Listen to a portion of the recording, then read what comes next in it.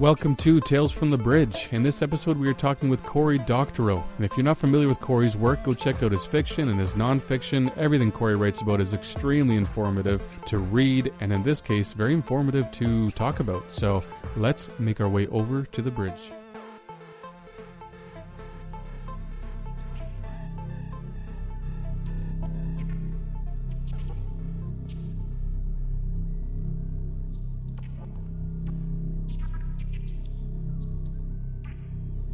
Right on. So let's get started. So we're very excited to have on the show today Cory Doctorow, who is a multiple award-winning science fiction author. He's written over a dozen fictional books, such as the novels Little Brother, which was a New York Times bestseller, Radicalized, and his latest book, Attack Surface. Cory's book, Radicalized, was selected for the CBC's 2020 Canada Reads lineup, which, of course, is a big deal here in Canada. And that, more than anything, this gave Radicalized just enough credibility that my wife actually read it, which is a really big deal, despite being a science fiction book. So congratulations, Cory, on having my wife read your book. Cory is also a journalist and a self-proclaimed activist, contributing to the Electronic Frontiers Foundation as a special advisor, and writing nonfiction work related to surveillance capitalism, the right to repair, digital rights management, among other topics at the intersection of technology and activism. So thank you for being here, Cory, and welcome. It is absolutely my pleasure. Thank you very much for having me. Indeed. So tell us, where are you talking to us from?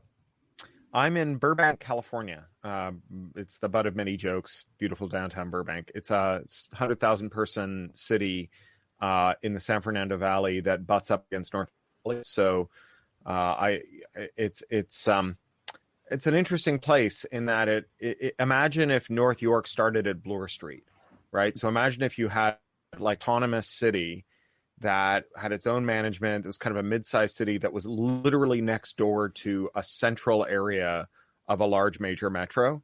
So I can sort of walk to a part of LA that's very built up, relatively speaking, North Hollywood, and also my own kind of weird leafy suburb. Looks a lot like a Tim Burton movie. Tim Burton grew up in my neighborhood. My daughter's going to the same high school he graduated from. When we first moved here, I was like, why does everything look like B-roll from Father Knows Best? And then I realized this is where they shot the B-roll from Father Knows Best. All these mid-sized housing lots where the original inhabitants of the city were skilled tradespeople from the studios and Lockheed Martin aviation and aerospace workers. And they all built their own houses. So it's super vernacular architecture. Every house is different. Some of them are quite weird and interesting in that Tim Burton-y way. We have a 2-mile long retail strip that has no chains on it. It has 3 year-round Halloween stores. We call it the Goth District. You can buy surplus from the studios. So if you are the same size as anyone was on a show that just struck, you can go up the road to Off the Rack and buy literally all their wardrobe items at 90% off. And you can walk to the gates of Disney, Universal, and Warner from my front door. So it's quite an interesting little neighborhood. We also have a regional airport that was Lockheed's experimental airstrip for 30 years and is now just a tiny hub airport. I can be from my sofa to the gate in 15 minutes. It's a bit like living next to Island Airport, say. And it makes for a very pleasant existence. So quirky, interesting, and it's got good weather. Sounds not bad. Yeah. Well, except during fire season. During fire season, I wouldn't call it good weather. That's when our sky turns mustard yellow and everything is covered in a fine ash, and you can't breathe deeply. But apart from that, it's quite idyllic. Yeah, I'll bet. So does that mean you're not coming back to Southern Ontario, Cory? Not anytime soon. Never say never, but it's kind of a race to see which place becomes politically untenable first, right? Like, I'd rather drink a gallon of warm spit than have Doug Ford as my premier. But on the other hand, if Newsom had been recalled and we'd gotten a landlord YouTuber as our governor, it might have seemed like the preferable alternative, which literally came within a hair's breadth of happening a month ago. So, who knows? Wow. Well, I was going to ask what brought you to LA, but now that you mention it's just down the street from Disneyland, I now know that you are just one Not step away from becoming Julian from Down and Out that's Magic. that's right. Not Disneyland. Disneyland is in a blighted suburb called Orange County, about 2 to 3 hours from here, depending on traffic. 45 minutes without, 3 minutes with. Actually used to work at Imagineering in the next suburb over in Glendale, and it was a 3-hour commute the days I had to go down there. Disney Studio is right here, so it's a place with where dominated by this bizarre 6-story sandstone building whose caryatids are the 7 dwarves, which is like, really, you have to see it to believe it. Very cool. But we moved out here. I was living in London, England for 13 years, and my wife sold her company to Disney. And so we moved out to be close to Disney. She's now a vice president there and does technology stuff with them. Well, that's a good enough reason for us to have lost you, I guess, and for London, England to have lost you as well. Yeah. I got to say, from my experience, the cops in Burbank are pretty nice too. They are American cops, I guess. Like Canadian cops, they have there are some distinctive long-running racial issues with our local law enforcement. Not as bad as LA, but we're also under the jurisdiction of the LA County sheriffs, who are literally the most lavishly corrupt law enforcement agency operating in a major city in America today. Like, they had bum fights where they were pit fighting homeless people they picked up. There are several warring criminal gangs within the LA County Sheriff's Departments who periodically erupt in gunfire, shooting at each other. It's really, the LA County Sheriff is really something. Burbank cops are pretty nice if you're a respectable middle-class white dude who owns a house like me. I don't know about anyone else. Burbank itself was a sundown town until the 60s. So, that's a place where if you were racialized, you were expected to be out of the town limits by the time the sun set. So it's not all sweetness and light. But, compared to the LAPD, I would pick our cops. Did they help you find your keys, or I snuck into Universal Studios? The funny thing is, they said that I was the second Canadian that week. We're like serial killers. You weren't the other one, were you? No, I don't think it was me. We are, but we Canadians are like serial killers. We look just like everyone else, and we're everywhere. Let's start from the beginning, I guess. Is the beginning Crap Hound? Because I kind of feel like it is.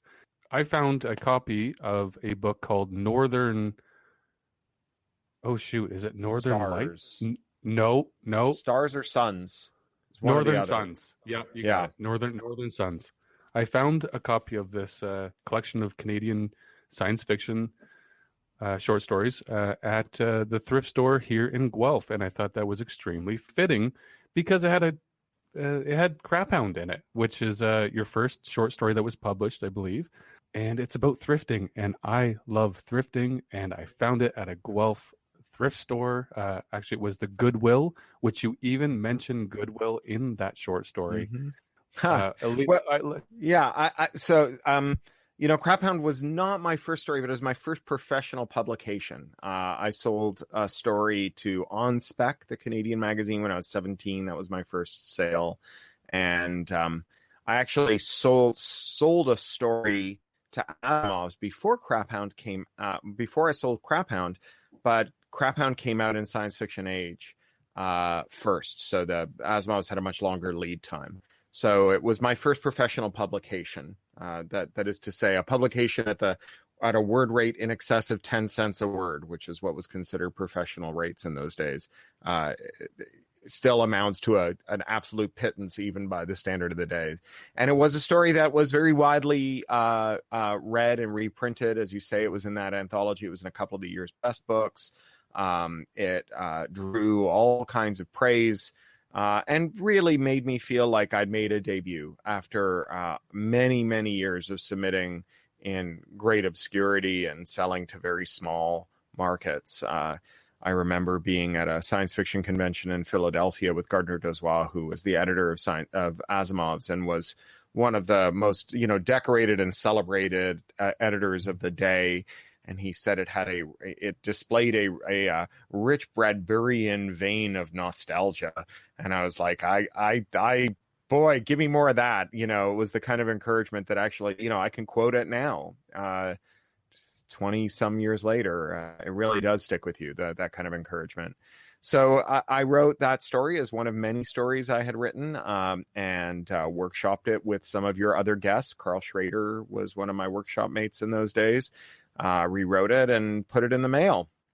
And, I was and remain someone who loves material culture. As you can see, looking through your camera at my office, it's full of junk. My favorite part of those Ray Bradbury Presents TV shows were not the shows themselves. It was the tour of his office where he showed you all the cool, weird stuff he owned. I live in a house much like that myself, and a lot of it is thrifted. And I used to go on big thrifting runs around Southern Ontario. I used to go to an auction house that is called Fort York Auctions that is featured in that story, where there was a showman auctioneer who really could do like an absolute kind of Warner Brothers cartoon version of an auctioneer. And it was the place where all the pickers in Southern Ontario brought all their stuff to sell to Queen Street boutiques. And I was quite addicted to it. I lived in a big warehouse in the King and Dufferin in Toronto.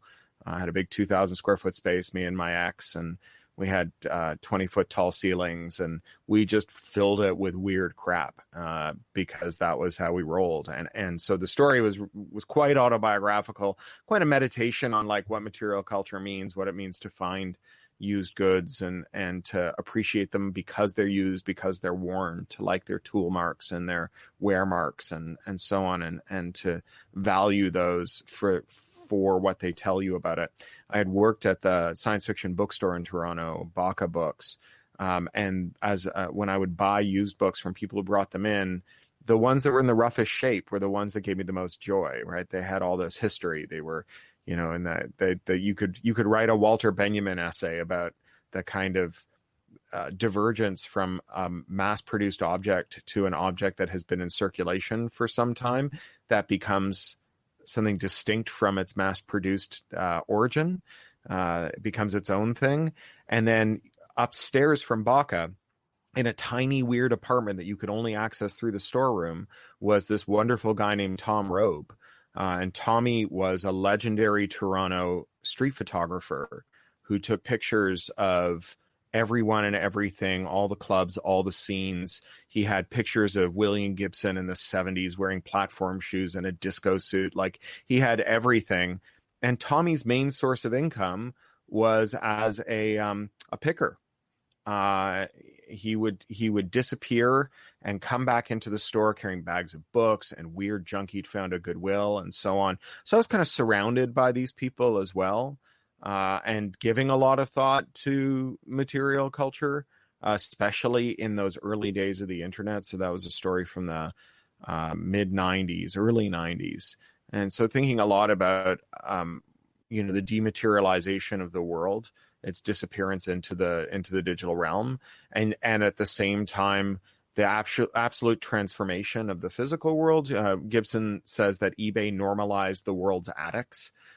Right, it produced a Gaussian distribution of the contents of everyone's attics, and so the fact that like we went from objects being in this like absolutely non-deterministic and unplumbable, intractable arrangement with reality, right, where like if you wanted a thing, an odd thing out of the recent history of humanity, the relatively recent decades, even half decades of humanity, there was no easy way to get the thing. The things, if you were like, people wrote stories in those days about rich guys who hired detectives to track down a thing, a comic book, like that entire realm just vanishes like a soap bubble almost overnight because, well, allegedly because Pierre Omidyar's wife collected pezzes it's probably not true. That's probably not the origin story of eBay, but that's the origin story eBay tells about itself. And there is a new romance and a destruction of romance of this digital moment in which all of the things are suddenly all there. And on the one hand, the hunt changes fundamentally, and on the other hand, the having becomes so different. And it was it was a story that really reflected. It was kind of a first novel of a story, right? Your first novel is the novel that has everything you ever thought you might someday put in a novel. That's why it's so different from all of the other novels. And it was the story that had, I had written other stories, but they were Harlan Ellison pastiches or, one-note songs or gags or, vignettes or whatever. It was the first story I wrote that really tried to synthesize all of the stuff, a huge tranche of my life for many years, and kind of tried to roll it all up and make one tale out of it. And I think that's why it's got that richness that made it so well loved in that moment.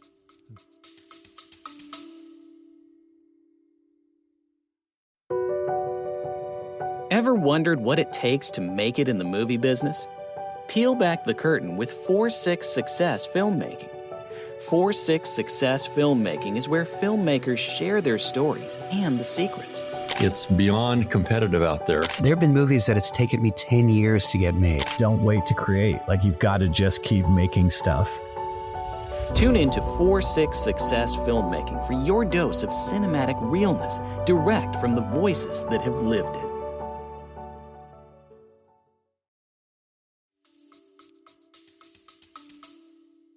And that sort of reflection on materialism, I guess that just transitioned a bit in your writing towards technology and the use of technology for activism. Was that sort of a natural transition from that? I would say that is a parallel tranche of my life.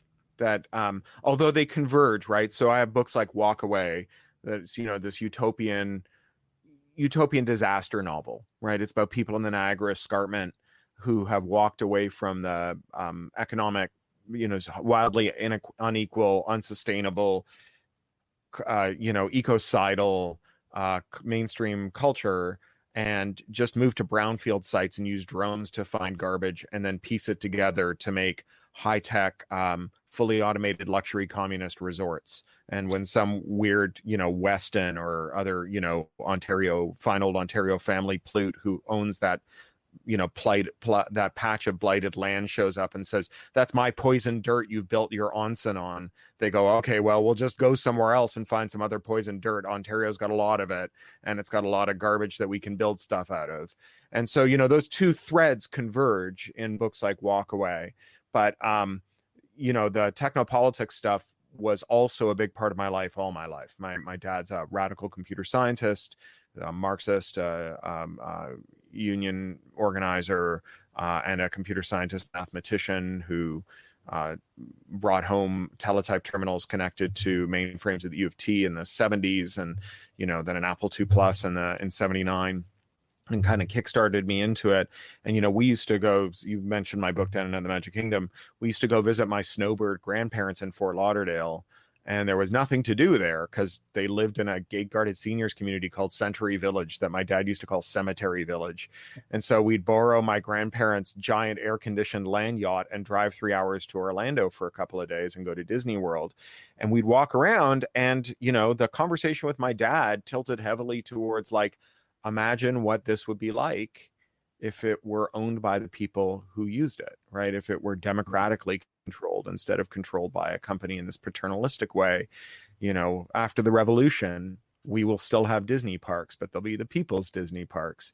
And that's kind of the origin of Down Under the Magic Kingdom. So those technopolitics have always been there. And the thing about the Promethean left, right? The Marxist tradition of not, it's in opposition to some of the degrowth or primitivist versions of socialism or of anarchism that say that the world will not be just until every lord lives like a pauper, And the Promethean version is the world will not be just until every pauper lives like a lord, right? And so, that vision of a technology, not one that requires 7 Earths worth of material to sustain itself. I think that we can alter our social relations and so on. But that version of materiality and materialism is one that concerns itself not just with what technology does, but who it does it for and who it does it to. And if there's a kind of theme that runs through my technical work, my technological work, both nonfiction and fiction, it's interrogating what our technologies would look like if someone else was in charge of them. They were the same technologies, but their policies were set by other people, by the people who use them. Like, what if we could seize the means of computation? Neat. This is the adhocracy. That's the adhocracy. That's walk away. That's even stuff like radicalized and unauthorized bread. I mean, all of that stuff is about people who make technology work for them. I actually just did a little brainstorming exercise with some people who are doing like this analytical thing, and they had these 3 tools that act on the world, and or three methods for acting on the world. And I was like, where is co-option? They were like, you can abandon things, you can regulate things, and I forget what the third one was, but where's the co-option? Where's the thing where you take something that already exists, that is being used to oppress you, and you take control of it? You don't break it, you don't banish it, you don't regulate it, you take control of it. And that we had a long discussion about this just yesterday, and I wrote them a whole thing yesterday about how within our technopolitics, the changing the arrangements of ownership and control is every bit as important as things like regulation or other factors that we can imagine. AOC just made that sort of suggestion yesterday too, right? With Facebook and IG. She's like, at what point do we break them up? Yeah. That's a thing that I'm really interested in. And the whistleblower, who I think did something very brave, I really disagree with on one point, because she says we shouldn't break up Facebook because then we'll just have a smaller Facebook that will have fewer resources to devote to stopping people from saying bad things. We need to regulate them. We need to turn them into something like Bell Canada or AT&T was in the regulated monopoly days. And I think it's a terrible idea. I think that the answer to the problems of Facebook, the problem of Facebook is not that the wrong people get to decide how we live our technical and social lives for 3 billion people. Right? No one should have that job. It's not just that like Mark Zuckerberg sucks at that job. Like he really does, right? Like he especially shouldn't have that job, right? But like no one should, right? We're getting into technopolitics here. I know you want to talk about writing, but this came up just before the election with Bill C-10 and the harmful content rules, where we have this idea that lawful but awful speech, right? Speech that we don't think as a demos, as a polity, that we should ban, should nevertheless not exist on the internet.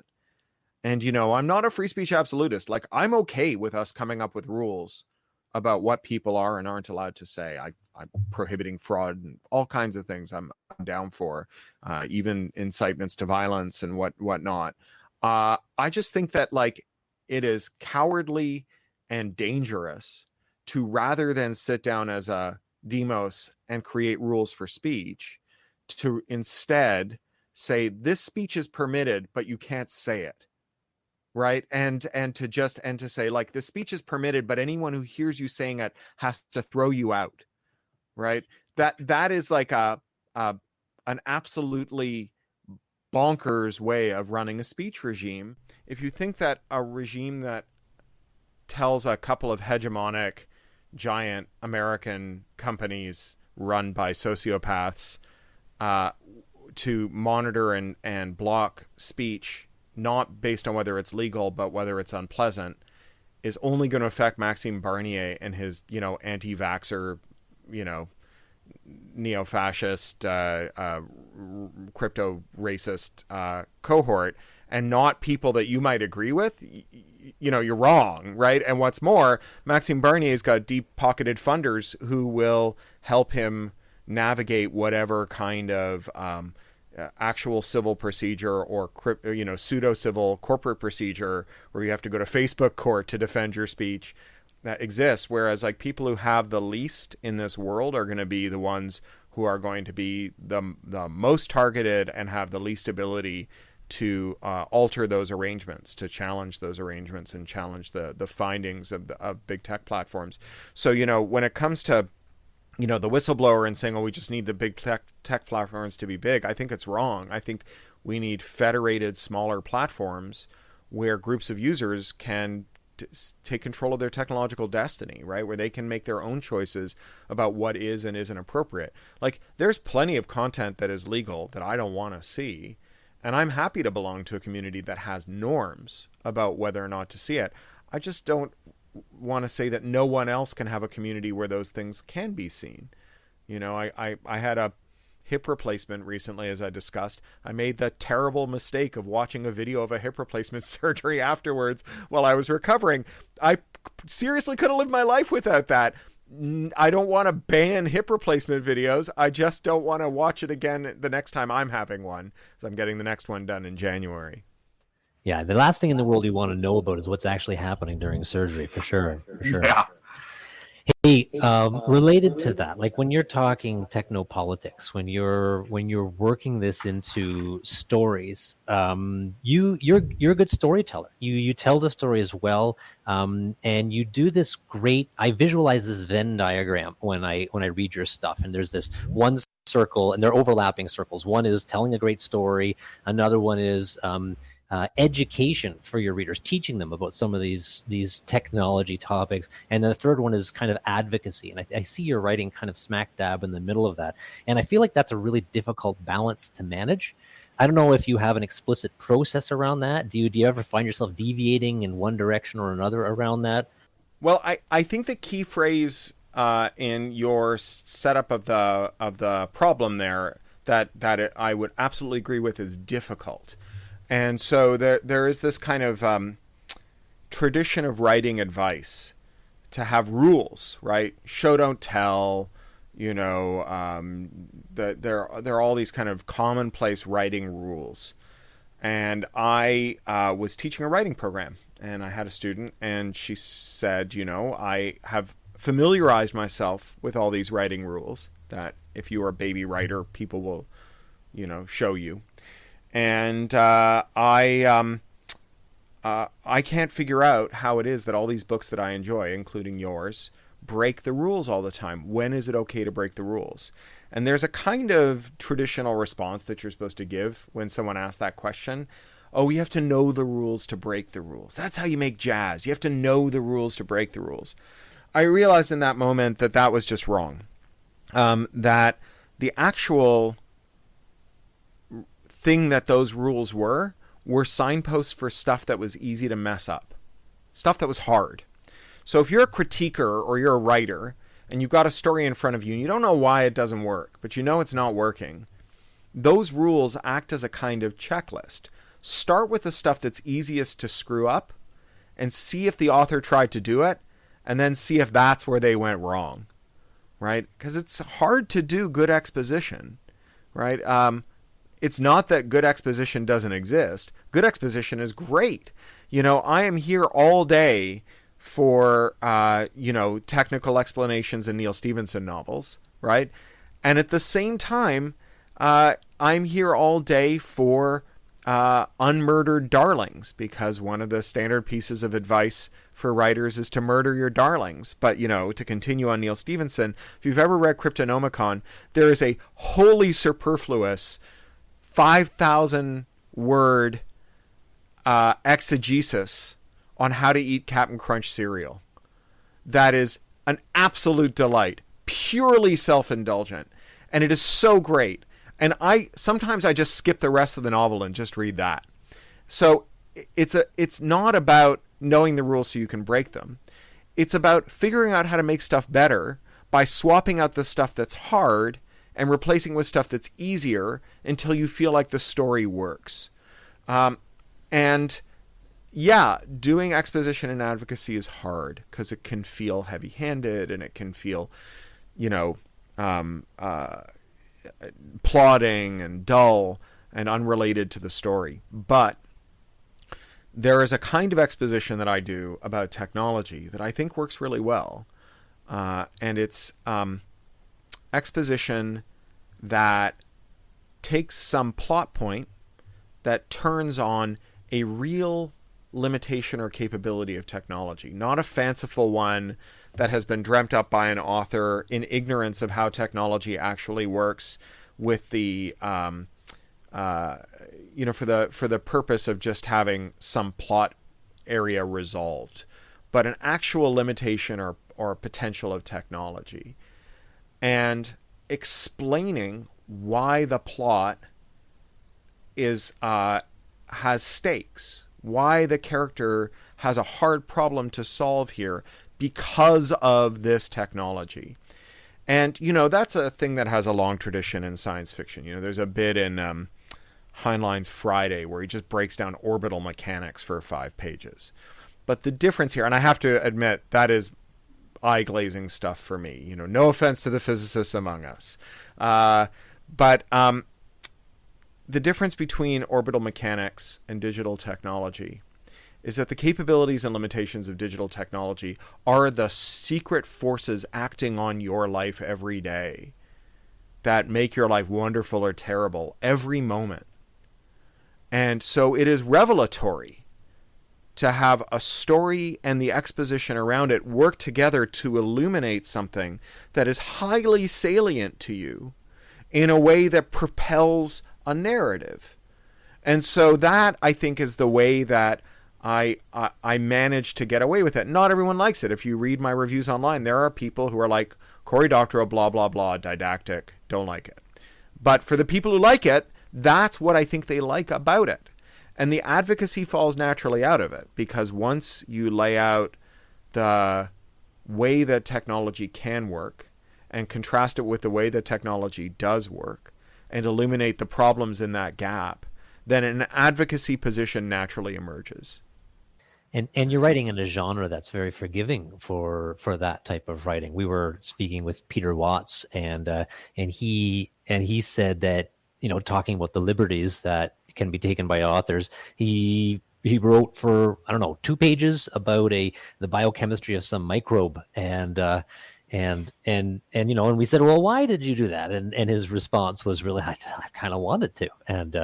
And now, granted, it's not for everybody, but like you said, you can get away with that. Now, let me you're talking about in this technopolitics and this balance of advocacy and kind of education and good story.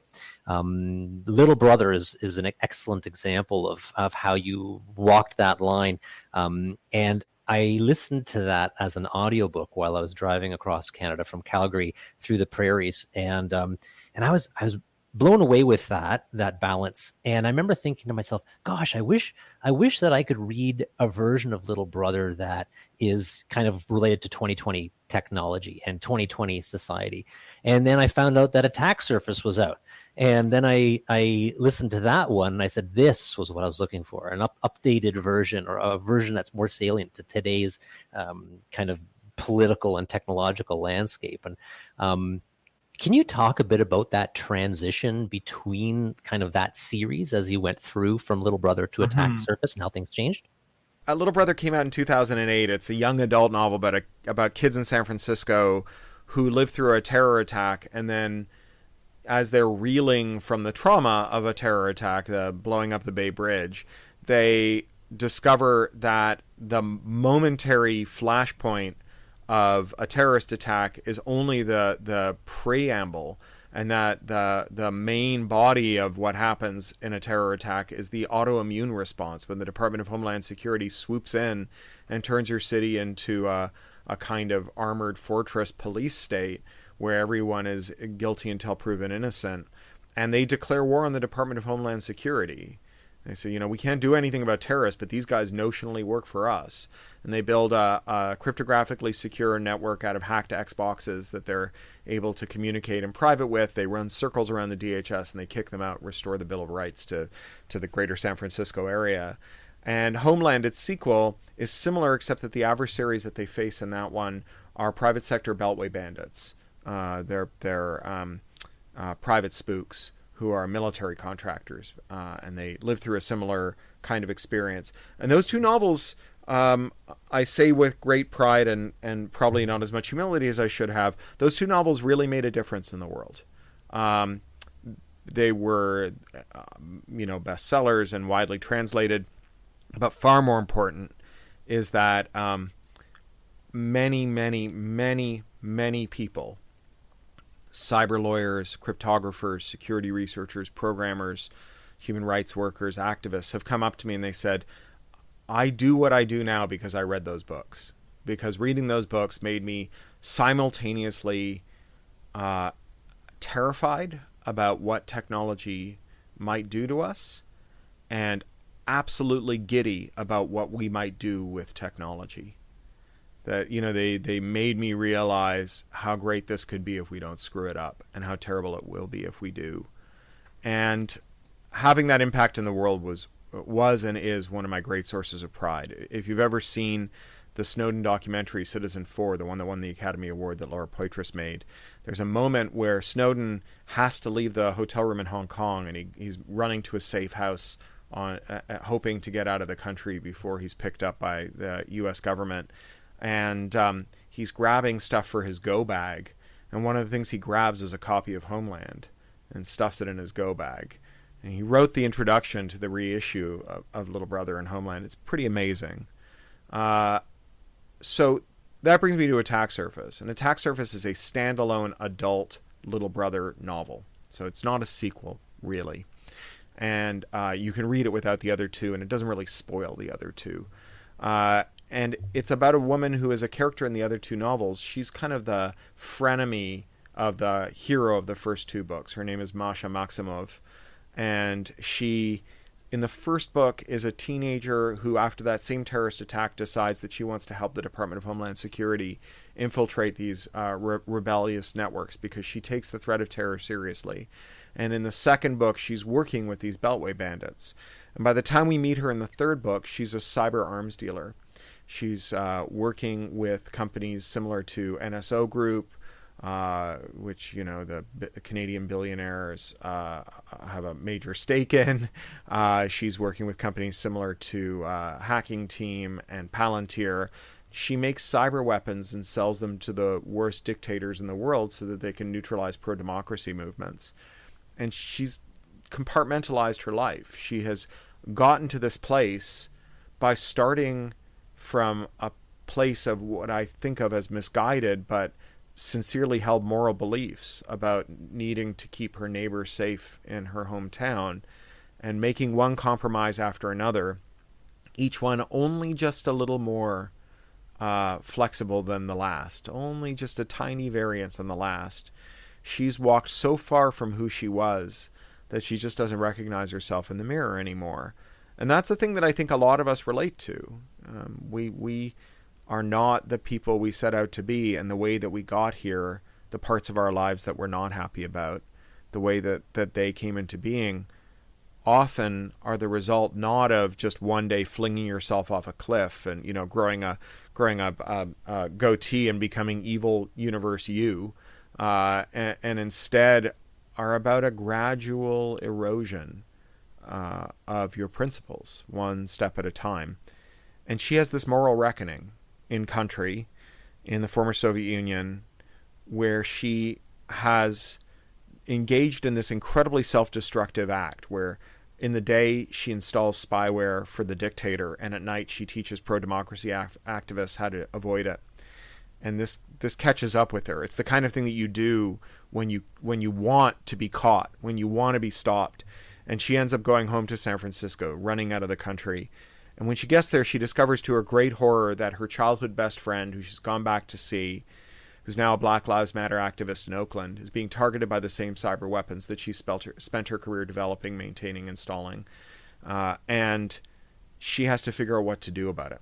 And so it's a book about moral reckonings, and it's a book for a different kind of technologist. Because, the stories of all those people who discovered Little Brother and Homeland and became public interest technologists and human rights workers and cyber lawyers, they don't start with those books. They start with technology, right? They start with where I started in 1977 with a teletype terminal connected to a mainframe at U of T, where I just sat down at that keyboard and I started typing, and I was like, where have you been all my life? Like, this is what I want to do, right? Falling in love with the way that technology can act as a force multiplier for your will, to project it around the world, to find communities, to make the computer do things perfectly once you can describe them to the computer perfectly. All of that incredible stuff is what started those people on their journey. And yet somehow the people who build these systems of control and surveillance, somehow these people have devoted their life to making sure no one else ever has that experience, right? That everyone else who uses a computer has the opposite experience, the experience not of being set free by technology, but being caged by it. And I wanted to write a story for those people, because we are having a reckoning. People who, one step at a time, threw their lot in with political movements, economic structures, technological structures, that seemed like you got some good with the bad, that seemed like maybe you could ignore the bad stuff because the good stuff was so good, or the upside was so great, or what else were you going to do? People are like really asking themselves, when do we stop going down this destructive road? When do we stop and save the planet? When do we stop and save our polity? When do we stop and acknowledge the mass graves? We are finally having those reckonings, and I wanted to write a book for that reckoning, for this moment I feel like we're living through. And so Attack Surface it's a more complicated story. It's a story about what allyship means. It's a story about what you can expect when you come back from the brink, what you can expect of other people, what other people expect of you when you finally decide that you're going to become a late stage Oppenheimer and say, yeah, building the bomb was a mistake. I'm going to devote the rest of my life to decrying it after first unleashing it on the world. And again, that's a thing that we're still figuring out. My friend Maria Farrell is working on a book whose theme is something she calls the prodigal tech bro, which is about people who worked at places like Facebook, made a lot of money, and really screwed up people's lives, and who now are pitching themselves as the answer to the problems they created. They're going out to the world and they're saying, I am the prodigal son, I've returned, right? I am here to right the wrongs. I was an evil wizard before, and I made technology to sell your nephew fidget spinners, and then I let Robert Mercer use it to turn your uncle into a racist QAnon. But now I'm a good wizard, and I'm going to fight the bad wizards for you. You just have to trust me to lead the thing. And as Maria points out, the actual story of the prodigal son is about someone who loses everything, right? It's not someone who takes a couple $1 million in Facebook stock options, walks out the door, cashes them in, and declares themselves to be the answer to Facebook, right? And so I wanted to write a story that wasn't about prodigal tech bros. It was about people who do lose stuff, and about what other people have the right to demand of them. This doesn't mean that you don't think that technology is a solution and or an opportunity to create democratic and good social change, right? Attack Surface wasn't a change of heart for Cory. Is that right? No, it's a book about that Promethean futurism, it is a book about using technology to organize movements, to demand better, to do better, right? To have a better life, material improve your living conditions. That's a recurring theme in my work. I firmly believe in it. Here's where I think Masha is coming down, and where I think I agree with her, which is that you cannot build a parallel demimonde using cryptography and computers that obviates the need to root out corruption and autocracy, right? It doesn't matter how many bits your cryptographic keys have. If it's legal for the agents of the state to tie you to a chair and put out cigarettes on your body until you tell them what the passphrase is, then it's irrelevant. What technology gives us, and particularly privacy and organizing technology, is a space in which we can briefly, temporarily seize a moment to organize, to right the political ship, to create a system with support for human rights, with support for equity, that makes it so that in addition to having good technology that can keep secrets, we also have the legal right not to be tied to a chair and have cigarettes put out on our bodies.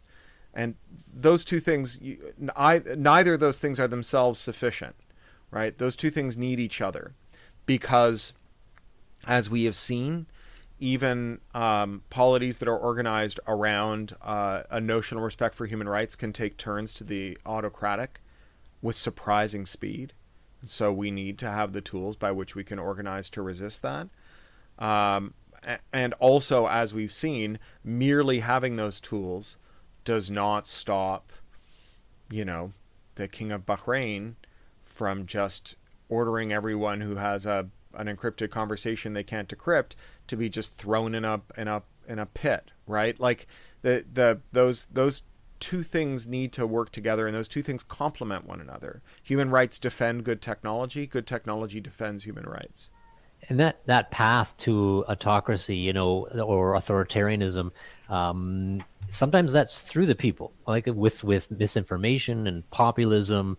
What are your thoughts on how distrust of authority has been politically weaponized, and how when you give power to those who are revolting, what happens if their decision making is flawed? So my thoughts on this are complicated. Because, there's this joke from Ireland: if you wanted to get there, I wouldn't start from here.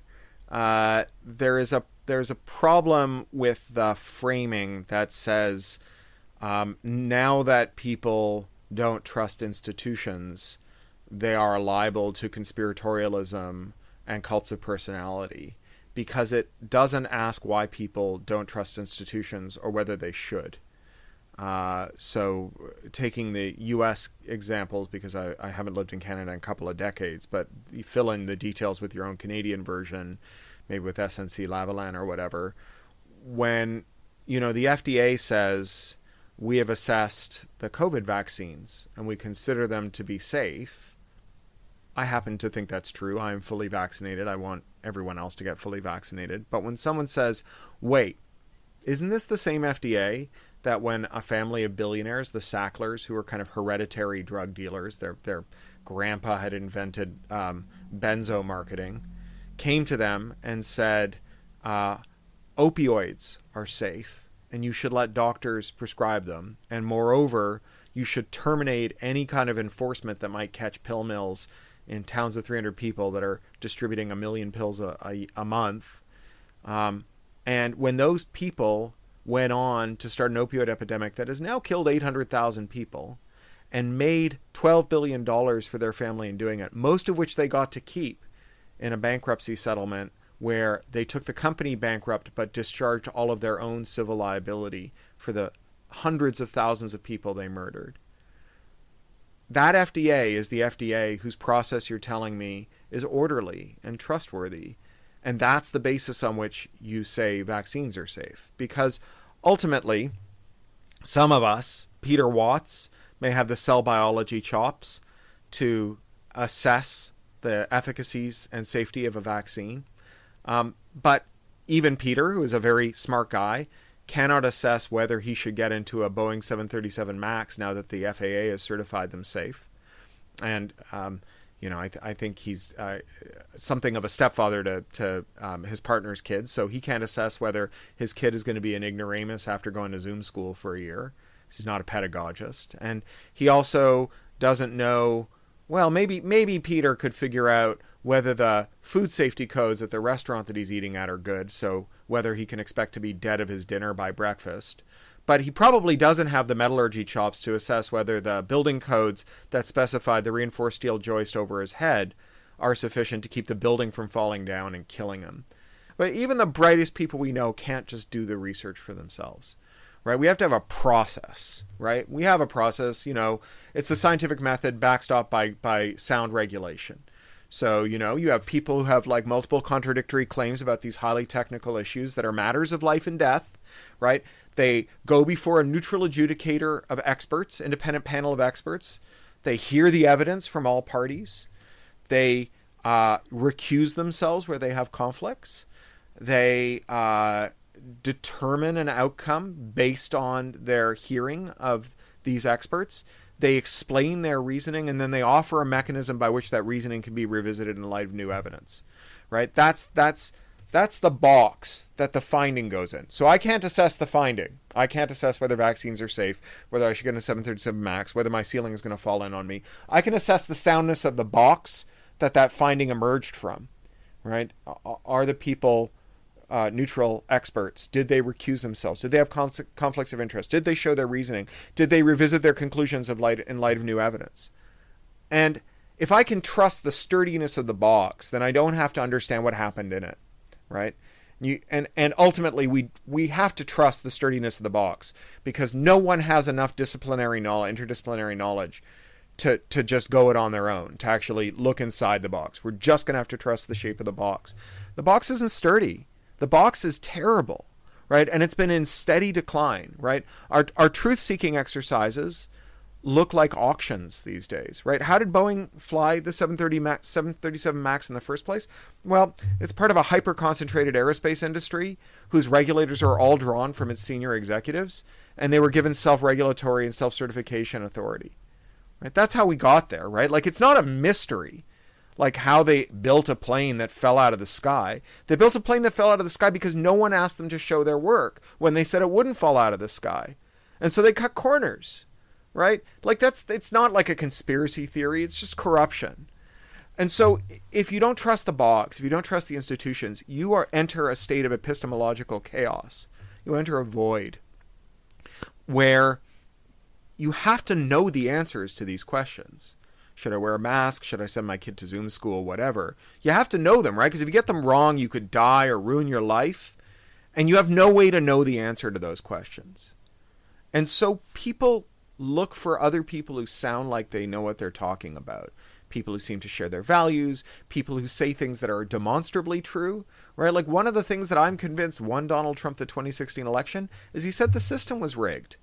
Like, Hillary Clinton's answer to make America great again is America has always been great, right? It is like literally the worst political slogan I've ever heard. Like, I'm not an American citizen, so I don't get to vote for her. If I'd had a vote, I probably would have voted for her. But when I heard her say that, I almost would have said, I'm just going to sit this one out, right? America has always been great. Is that like a monstrously stupid slogan, right? Because clearly things are screwed up. And so, if you're going to assume the highest office in the land, where you are in a position to do stuff about stuff, and your policy is nothing needs to be done about stuff, and I live in that country, and I am suffering because stuff needs to happen, then how could I possibly trust you to be my leader?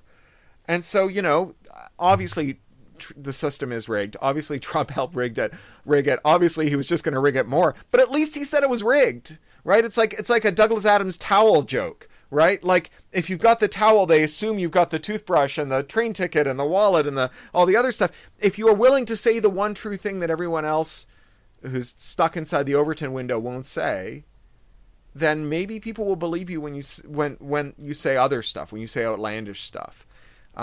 Certainly, like, the alternative is hard to master. So, I watched Justin Trudeau march with Greta Thunberg against his own policies.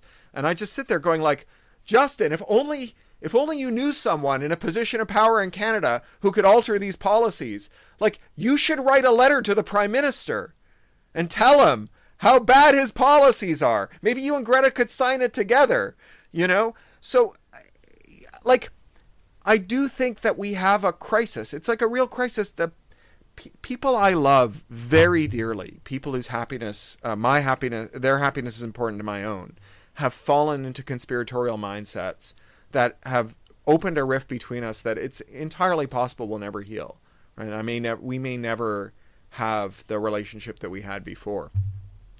It's terrible. It's urgent. I don't want to downplay it. But I think that what Facebook does is it lets people who have disfavored views and people who have hard to find traits locate each other.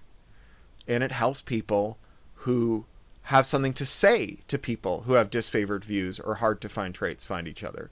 And that's not all bad, right? Like, if you grew up in like Goderich or, Tweed or some other small town, dominated by like, what am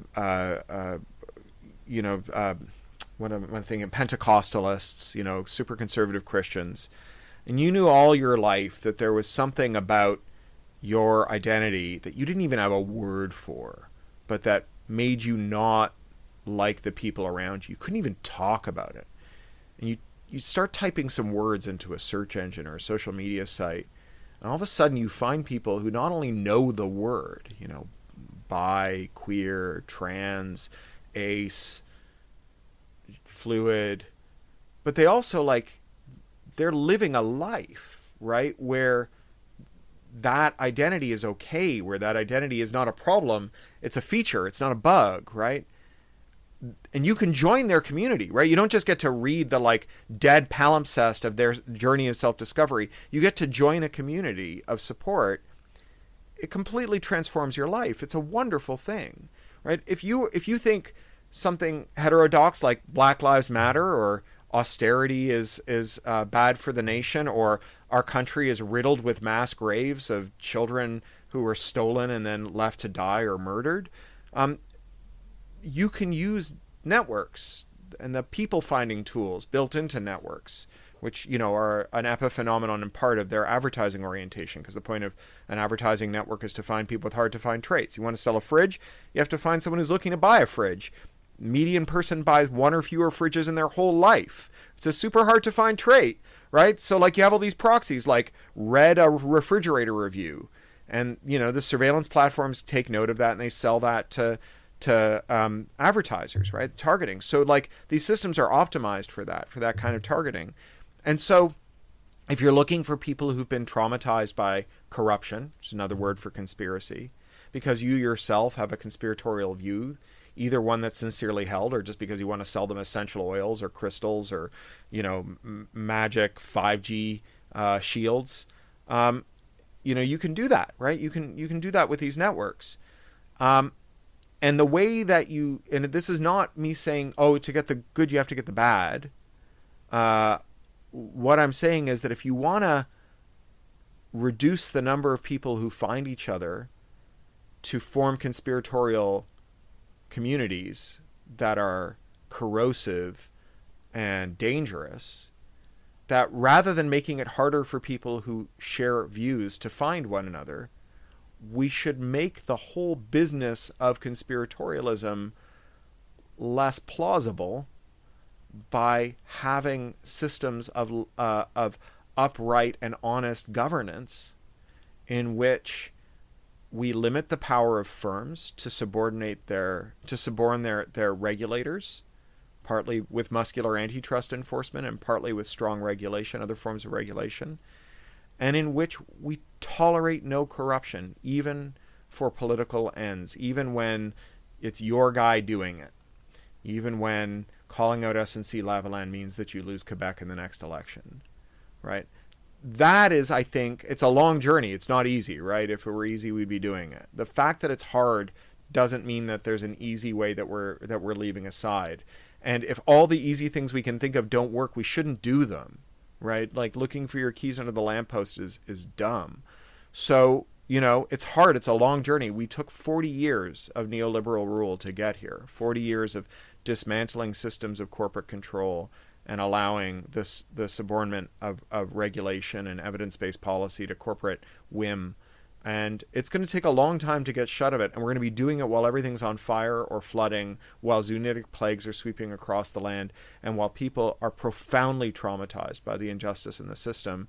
And the best time to have solved this would have been 40 years ago, and the second best time to start solving this is now. And so we got to solve it. We got to build the box.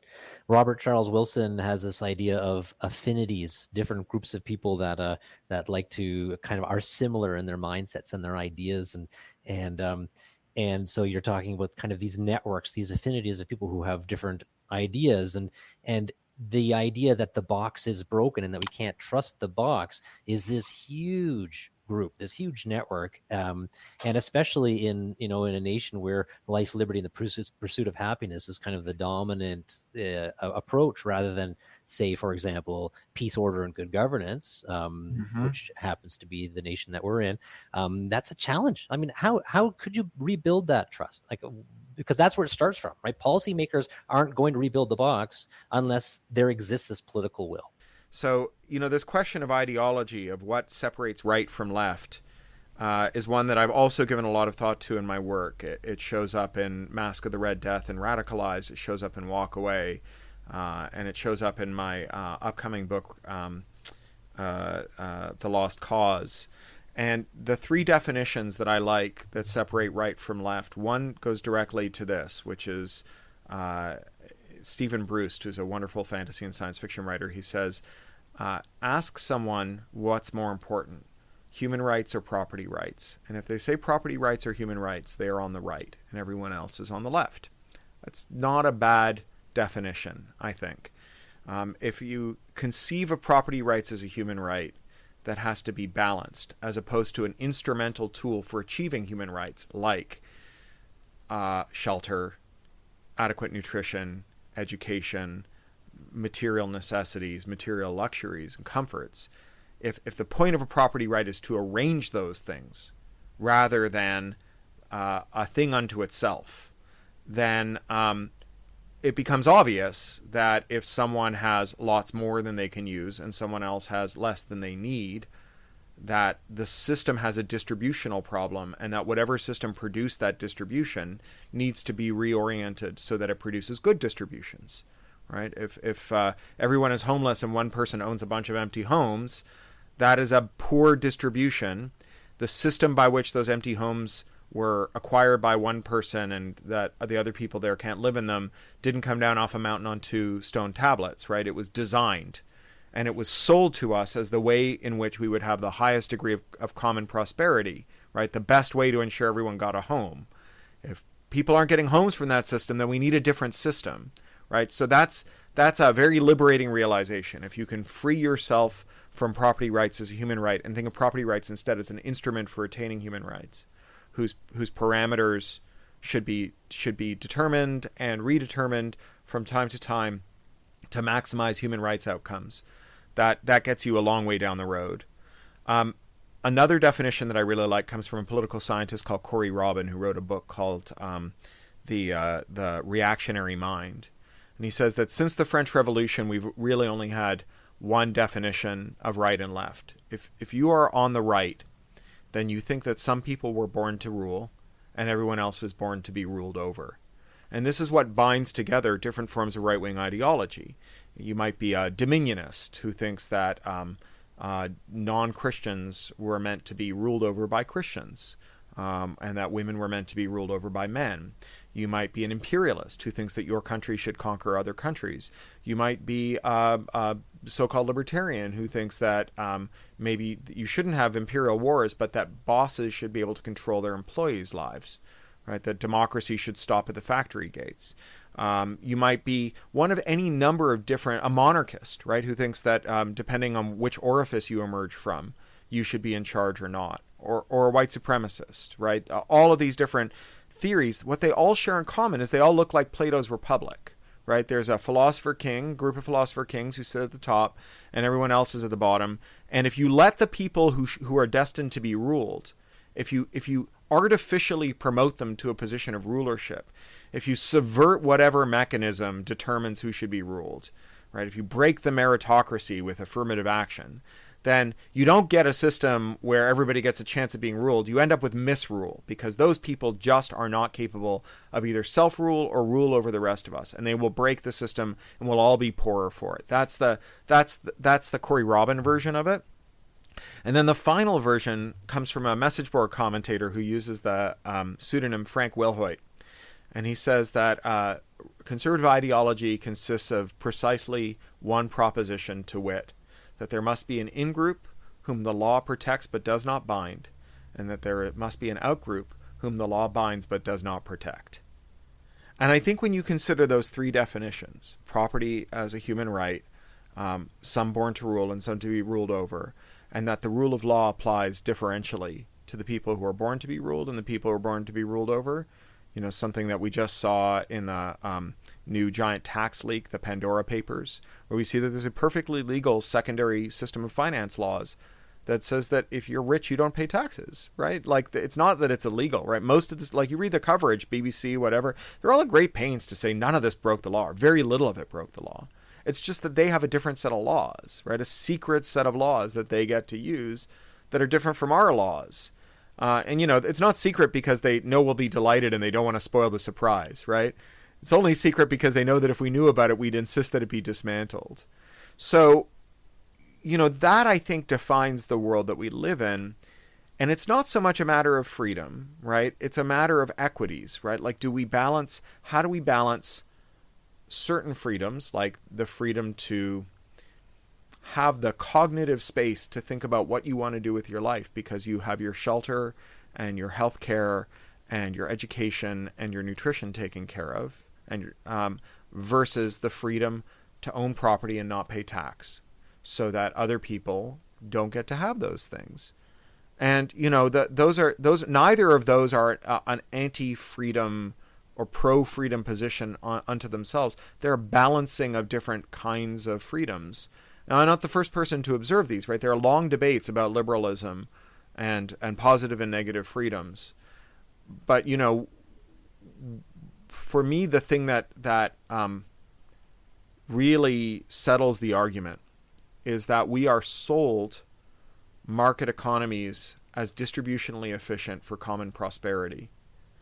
And we're told that we should accept inequality as the price of admission for producing a system whose equilibrium is optimal. And then the system produces an equilibrium that is not just suboptimal, but actually like catastrophic, right? Like, we're all going to die if we don't change this system. Like, we're going to have to, as it stands, we're going to have to spend the next 300 years moving all of our coastal cities 20 kilometers inland, right? Like, we're in trouble, right? And it's because of our distributional mechanism. And if you're told that the reason that you should accept the downsides of something is because it will deliver upsides, and then it doesn't deliver the upsides, I think it's fair at that point to say, well, then I'm not going to use the system anymore. I demand a new system. Markets can solve some distributional problems. I don't think there are very few people who don't think that. But markets aren't the only tool in the box. There's a great heterodox economist in Texas who does a YouTube show called the Cowboy Economist, John T. Harvey, where he puts on a giant cowboy hat and a huge belt buckle, and he really Texases up his accent. And he talks about econ. He's great. He talks about macro. And he does this whole shtick where he's like, if you met a carpenter and the carpenter came in and they said, I'm sorry, I can't attach this board to that board because it's going to need a screwdriver. And I'm a hammer and a nail man. Only communists use screwdrivers. You would say, you're a bad carpenter.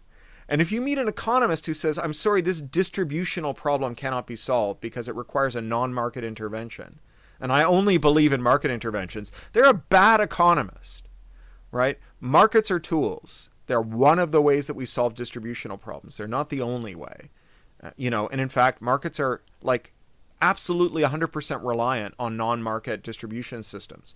When you join the world's most rapidly capitalist companies, right? If you go to work for Amazon, you enter a non-market system. You enter a planned economy, not just any planned economy, a planned economy whose GDP is bigger than the Soviet Union in 1989. And there aren't bids and puts to decide which job you're going to do, right? Like, you don't enter a spot auction to figure out where your desk is. Party Secretary Bezos has appointed some commissars, and the commissars have a 5-year plan, and you are at best a kulak who is going to sit where you're told and do what you're told. If the world's most rabid astrocapitalists really believed that markets were the best way to solve all distributional problems, then their companies would be markets, right? they believe in planned economies, right? The people who tell us we can't do any economic planning, that we just have to use markets, only use planned economics to enrich themselves. It's an amazing mind zap that we've had put on us. And so I think a diversity of tools, both literally and figuratively, is how we get to a better world. And we have to just stop believing that freedom is just one thing, or that freedom is a bad thing. We have to understand that freedom exists in a context, in a society, that counter to Margaret Thatcher, there is such a thing as society. Counter to Margaret Thatcher, there is an alternative. That we exist in a polity, that we are social animals, that we're not consumers, we're citizens, we're not ambulatory wallets. We don't solve regulatory problems by deciding what to buy or not to buy. We solve regulatory problems by regulating, right? That in a world where like everything on the grocery shelves is either made by Unilever or Procter and Gamble, you are not going to shop your way out of monopoly capitalism. Like if you go to Unilever and you're like, I demand low carbon packaging, I want low carbon alternatives for my cookies, Unilever will make a low carbon alternative for your cookies and sell it right next to the high carbon alternative for your cookies that your neighbor buys. Right? You're not going to change the nature of the products being made, except to the extent that maybe they'll make something you like and continue to sell something to your neighbor that is going to destroy the planet. That's not how we solve these problems. Could we ever expect from you, Cory, a story where you paint a picture of kind of a more equitable system? I know you like to do near-term kind of fiction, but could we see one a little bit farther beyond, where you paint this picture where the market capitalism is only one part of it? Yeah, I mentioned this book, The Lost Cause. It's my post-Green New Deal utopian novel. It's coming out in 2023 from Tor. And its timeline starts with something called the Canadian Miracle, in which there is a snap election. There is a Tory scandal that stops the Tory leader from getting the presumptive majority government he thought he would get. And then there's Liberal Party infighting, and so the Liberals collapse. And walking up the middle is the NDP with their first Métis leader, who assumes office the day that Calgary washes away. They rebuilt. They basically reconstitute Kitimavik, right, like a civilian conservation corps, and they rebuild Calgary on high ground, and they treat the traumatized and the refugees, and they constitute themselves. They call themselves Blue Helmets, and they're a domestic conservation corps that puts Canada's ship in order, puts Canada's ship to right, and they export the method all around the world. And it arrives in America in time for a Green New Deal revolution that completely alters the productive capacity of the U.S. towards a 300-year remediation program of climate hardening. And the story opens in the early years of the reaction. So you have an 8-year two-term presidency. You have a 4-year lame duck presidency where the shitty vice president of the good president serves. And then you have a far-right conservative government that sweeps in and wants to dismantle everything. And it's about someone who works in one of these civilian conservation corps here in Burbank, working on wildfires, winterization, weatherization, solarization, flood remediation, water table remediation, and the project of moving LA's main body of population away from the coast, which is a lost zone. And there is a resurgence of white nationalist militias who want to sabotage it, because when you don't have truth and reconciliation, the people who stood on the other side of a losing fight hang around, right? They don't dig a hole and like climb inside and pull the dirt in on top of themselves. They're sitting there, masturbating into their copies of the Turner Diary and fondling their red hats until the day arrives, right? And so this is about them confronting and doing truth and reconciliation in this moment of turbulence, at a time in which it's not that they have ended the climate emergency. It's only that they've addressed it. And so the climate emergency is ongoing. And so much of the action takes place in the middle of a multi-week citywide lockdown during a wildfire that makes the city virtually uninhabitable. And so they're trying to figure out how to address these problems under these conditions. And it is a utopian novel, right? It's a utopian novel not in the sense that we've ended the climate emergency, but in the sense that we're doing something about it, right? Like right now, the great horror of our world is that we're all trapped in a bus that is driving towards the end of a cliff. And the driver is like, what do you mean turn the wheel? If I turn the wheel, the bus might roll. And we're like, yeah, but we're going to go off the cliff. And he's like, I can't roll this bus. That would be imprudent. And you were like, but the cliff is there. And, you know, if the driver turns the wheel and the bus rolls and some people break their legs and, you know, the bus is wrecked and you got to figure out how to get out of the desert from wherever the cliff edge was. You got to figure out how to get home and how to survive and so on. It's not an unhappy ending. The unhappy ending is where the driver doesn't ever turn the wheel, right? And so this is a utopian novel, right? Because the drivers turn the wheel.